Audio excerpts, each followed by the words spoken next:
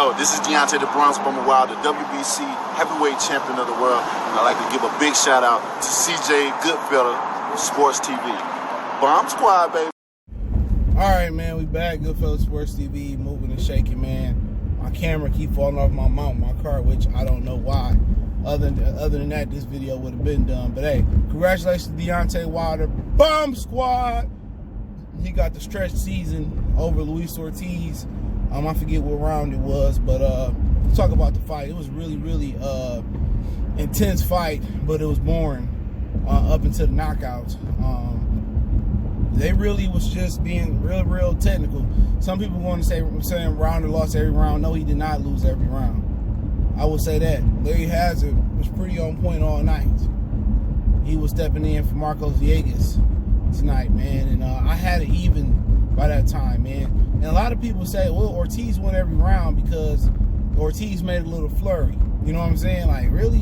And that round where Wilder hurt him, people, I'm gonna tell you how people score fights. Whatever you do in the first 2 minutes don't matter. If you make a little flurry or you land a clean punch in the last 60 or 30 seconds, people give you the round, which that's not correct scoring. Then why is this ain't a 60-second fight or a 30-second fight? You got to give the fighter credit. You have to give them credit for the full 3 minutes. And a lot of the time, Wilder was doing, it wasn't a lot of work. It wasn't a big differential. You know what I'm saying? Ortiz would land a punch or throw a big punch on the glove, and he would punch through Wilder gloves, and that will be it. But at the same time, Wilder was doing some things in there and wasn't getting credit from people that he didn't lose every round. And like I said before, man, certain people shouldn't have a boxing opinion, but I say that for the end. But a lot of the time, Ortiz was holding his position. Ortiz was throwing punches, and when Ortiz got Wilder on the ropes, he would try to take advantage of that. But Wilder kept going to the ropes, and he eventually figured out to keep his hands up and his chin tucked or lean on the ropes to evade Luis Ortiz's punishment. And the difference was, I just leave it plain and simple, Luis Ortiz didn't take advantage of Wilder on the ropes like Wilder took advantage of him on the ropes one time. All it took was one time for Deontay Wilder to get Luis Ortiz on the ropes. And when Wilder got Ortiz on the ropes, it was the quickest distance that his right hand had to travel all night. And when you in the southpaw position, when you fight in the southpaw, the right hand, even though that's the money shot, it just seemed like it traveled a little bit further tonight when he fight Luis Ortiz. The way Ortiz is fighting, a southpaw gonna always get Wilder trouble. Ortiz and Wilder can fight 10 times, and out of the 10 times, I think 10 times it'll be the outcome that at least the beginning of what we've seen. That's the difference. You know what I'm saying? How it started off slow and Wilder really couldn't get off. Southpaws like Ortiz get Wilder problems. Now, luckily for Wilder, he ain't a welterweight, or he not a super middleweight or junior middleweight. Well, junior middleweight, where you got more skillful guys down there that can do that. And that was the difference. Ortiz from the southpaw position was hella technical, and he knew how to kind of nullify Wilder right hand. And Wilder right hand had to travel too far tonight. But the time that Wilder was able to shorten that right hand up, and it didn't have to travel that far, then we was talking about a different situation. So other than that, they was just going tit for tat tonight, man. Early on, man, Wilder would try to make a move, Ortiz would make a move. Wilder tried to make a move, Ortiz would try to make a move. And a lot of times Ortiz was having a little bit more success, even though he wasn't hitting him as clean as Ortiz would hit Wilder. But he was pushing Wilder back. He seemed to be the physically more stronger guy. And, Ortiz, I didn't really notice a big difference in his speed tonight. He seemed to be the same explosive guy that he was. He wasn't too much faster, but he didn't jab as much as he did versus Christian Hammer, which obviously we know it's a little bit different. But you know what? He had Wilder in there thinking, but Wilder said after the fight, that was the plan, to move side to side, in and out, and to set Ortiz up and get Ortiz out of position. I think Wilder is more calculated than we all give him credit for. And he got a good IQ. He might not be the cleanest mover. His base might be wide. And guys that got wide base are always going to have problems. They guys that got good bases, narrow bases, and got good foot movement. when Ortiz had really good foot movement. It may not be flashy like Tyson Fury or Muhammad Ali's foot movement, but Luis Ortiz's foot movement is really, really fundamental. It's really technical. But the problem with Luis Ortiz, sometimes you can be too technical. Sometimes in boxing you can do things too right. And tonight he can't break the mold of just throwing 1 or 2, 3 shots at a time at the most. He can't throw 4 or 5. And that's just a mechanism in him that won't allow him to do it. And most Cuban fighters, they don't throw punches in bunches. And for Ortiz, I felt that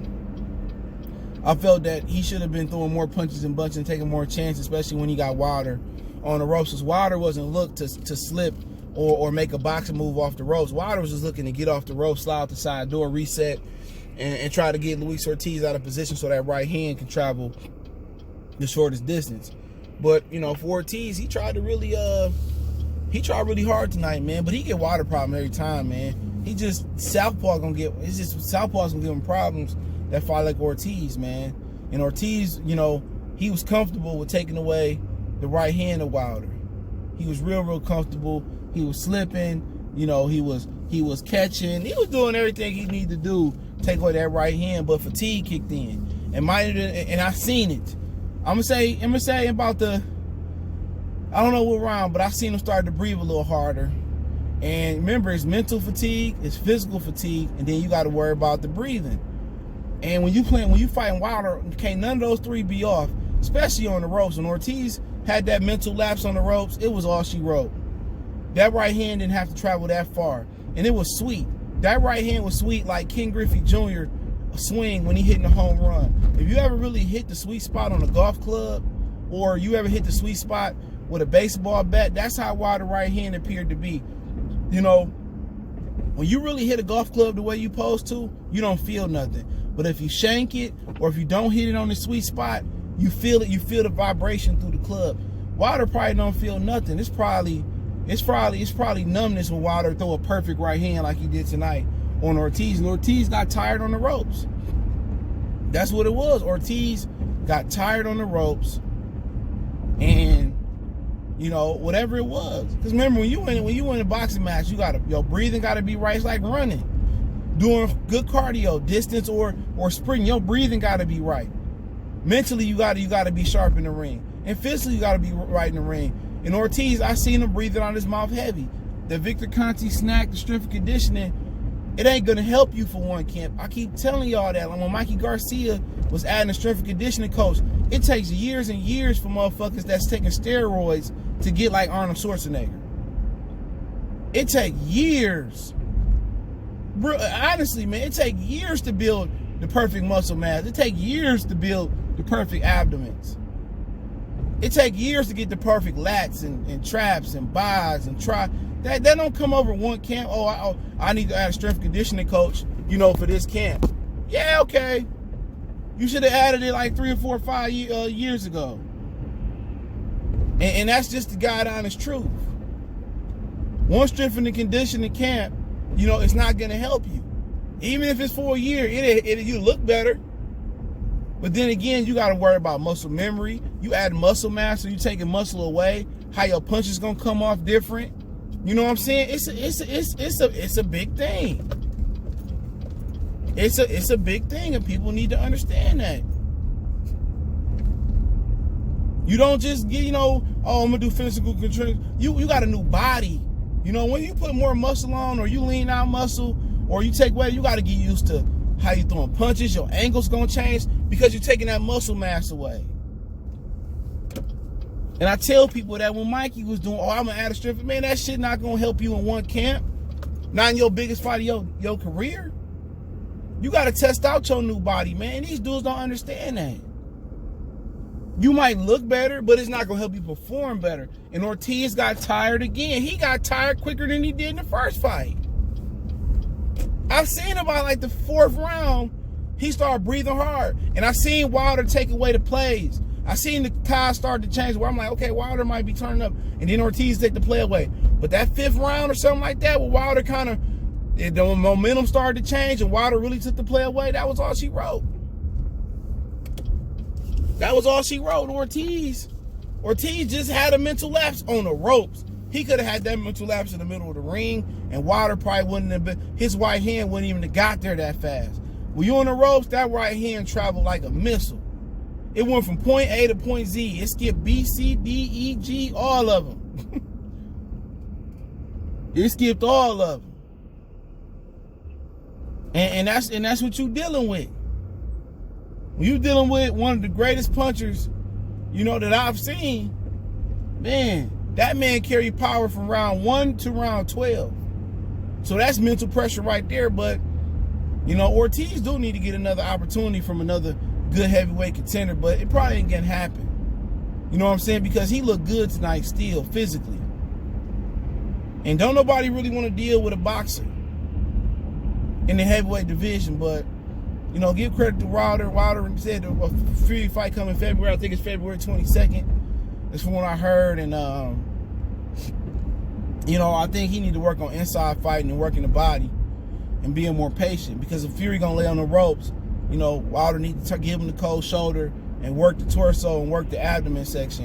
And if he can do that, man, he could be able to get Fury out of there. But, you know, Fury didn't look good his last time out. But then again, like I told you guys, Ortiz didn't look good his last 2 times out. So it's different strokes for different folks. That's just what it boiled down to. It's different strokes for different folks. Ortiz is probably Fury gonna show up his best in this fight, unless physically he just ain't got it.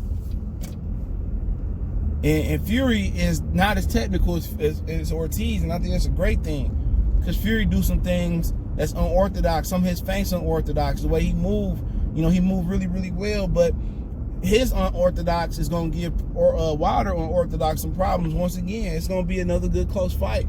But I think Wilder, if he's more patient this fight, Wilder work the body. When he get Fury on the ropes, he don't headhunt. This camp would be about giving him the cold shoulder, pushing them to the ropes with the cold shoulder, and working the torso. You know what I'm saying? That's what we'll work on. We'll work on just abusing and battering the body this fight, and then we'll take it upstairs. This camp should be all about body work and how to keep Fury on the ropes this fight. But congratulations to Wilder. It was you know, the knockout round made it a great fight, man. But yeah, I'll talk more about it tomorrow. I'll do some reviews on some other fights and stuff of that nature later today, man. I appreciate everybody for checking in. Goodfellas Sports TV. Want to make a donation, link subscription button, so donate and share the video. Don't forget, we on Facebook, Instagram, Twitter. Reach out to email if you got business, question, inquiry, sponsorship, video requests. Keep sharing the videos. Appreciate it. One time for the one time. We gone.